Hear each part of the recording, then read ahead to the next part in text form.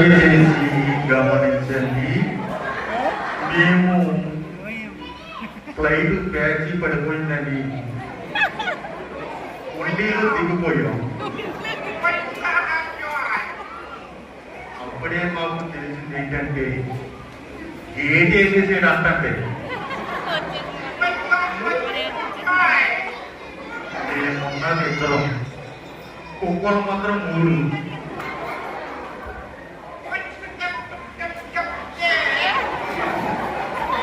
ఆయన రైలు కొట్టంతా, నేనమ్మ కాలు కొట్టంతా. ఈయన రైలు కొట్టి కాబట్టి గట్టిగా ఉందండి, నాకు నీళ్ళు కాబట్టి మునిగిపోయాను. అప్పుడు చూడండి మా టెంపులో ఎక్కడో లైట్ కనపడుతుందండి.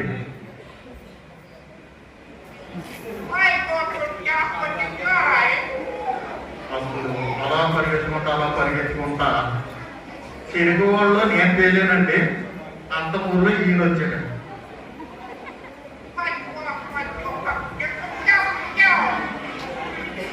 ఇప్పుడు నాకు ఏ చేయాలో తెలియక ఇక్కడ ఏదో పండగ జరుగుతుందని వచ్చామండి. ఇంతకే మేము తెచ్చే గిఫ్ట్లు బండి మాత్రం పారిపోయింది.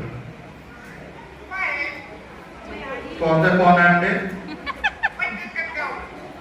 చాక్లెట్లు మాత్రం మా దగ్గర ఉన్నాయి.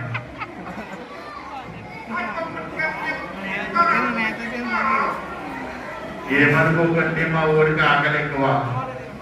అడ్డుపొద్దు బాగున్నాయి అంటున్నాడు.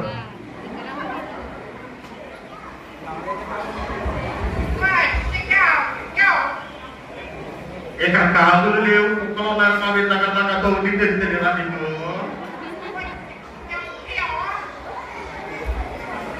మేము ఏం చేయాలో మాకే తెలుస్తుంది.